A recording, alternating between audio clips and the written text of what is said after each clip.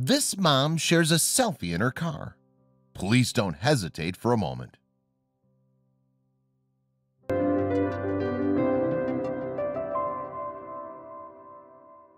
Ashley was in the middle of the woods. Her knees were covered in scratches and her eyes stinging from the tears she'd cried. The sound of piercing police sirens echoed through the skyscraper trees surrounding her, and the flashing police lights hit her eyes. She covers them with her hand and lets out a sigh. This was not what she had planned for her Saturday night. And to think this all started because of a selfie she took.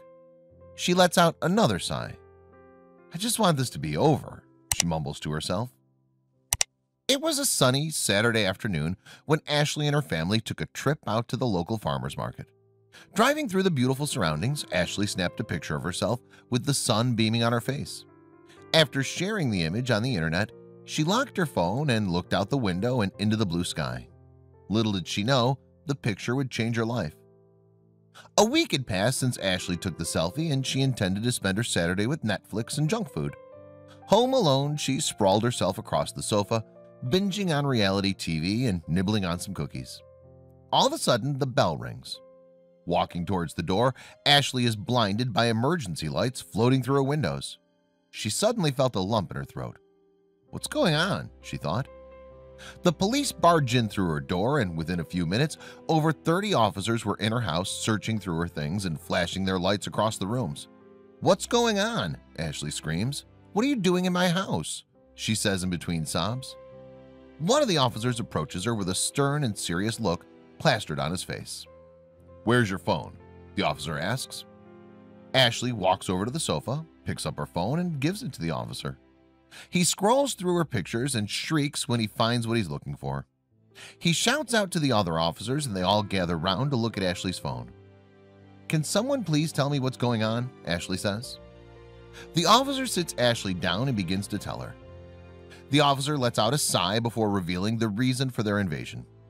It turns out that the police have spent months and months looking for a criminal responsible for numerous crimes. After what seemed like an endless amount of months, searching and investigating, they ultimately ended up with no leads. That is, until now.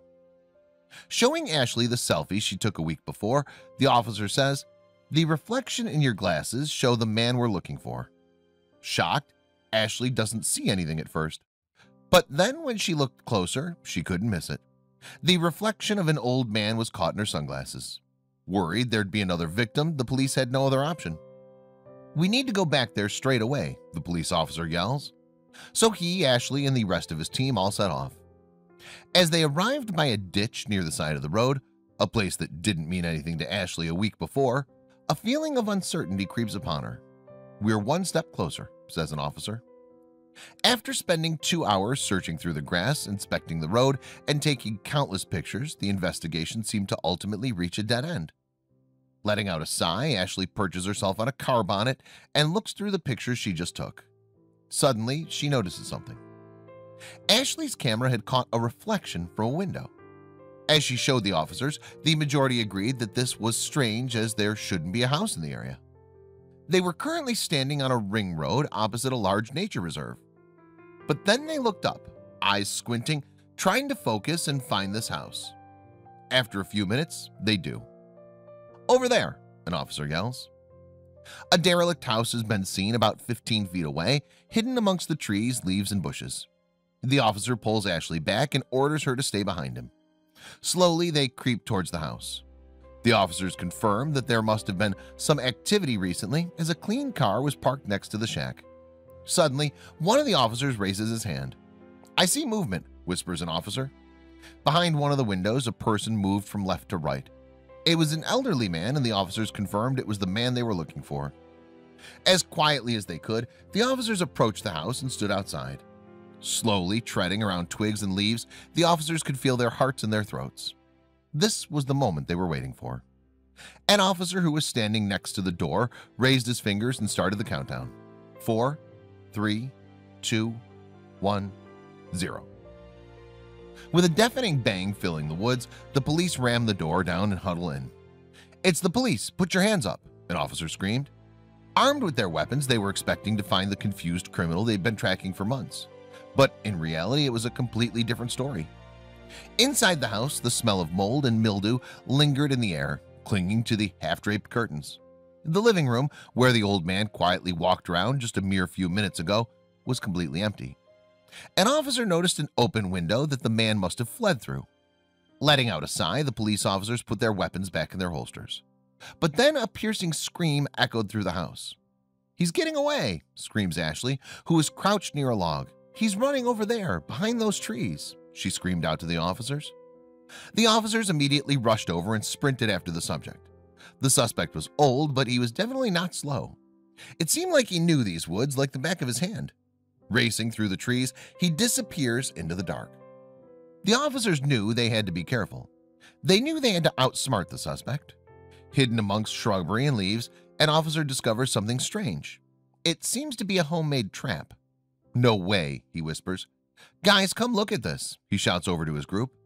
They walk over, but then suddenly they hear a loud scream coming from behind the trees.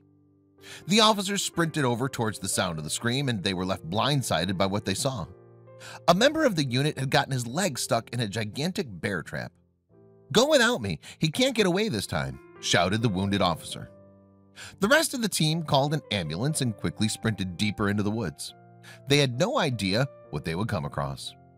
Stumbling across an old barn, the police officers huddle inside to find the old man packing a suitcase. "We don't think so," whispers an officer, alerting the old man. He turns around and a policeman takes him down onto the hardwood floor. After a brief struggle, the man was handcuffed and taken away. But it wasn't until they saw what was inside the barn that they knew the old man would be put away for a very long time. Plastered across the walls of the barn were newspaper headlines of the numerous offenses the old man had committed, almost like a shrine for all the horrible crimes he committed. Looking in the drawers, the officers found thousands of weapons along with ID and documents of what appeared to be his victims. The chase may be over, but unfortunately for Ashley, it wasn't over for her. The police had asked Ashley to go to the police station. Still shaking and confused at what happened in the past few hours, she agreed and made her way down. Walking through the reception, a swarm of anxiety hits her. How did this happen to her? She questions. How did this happen to her? She questions. How did it get to this? It all became too much for her and she started to cry. Then suddenly she feels a hand on her shoulder. It was the policeman who invaded her house earlier in the day. "You seriously can't imagine how much you've helped us. Without you, a terrible, vindictive man would still be out there," he says while pointing to the window.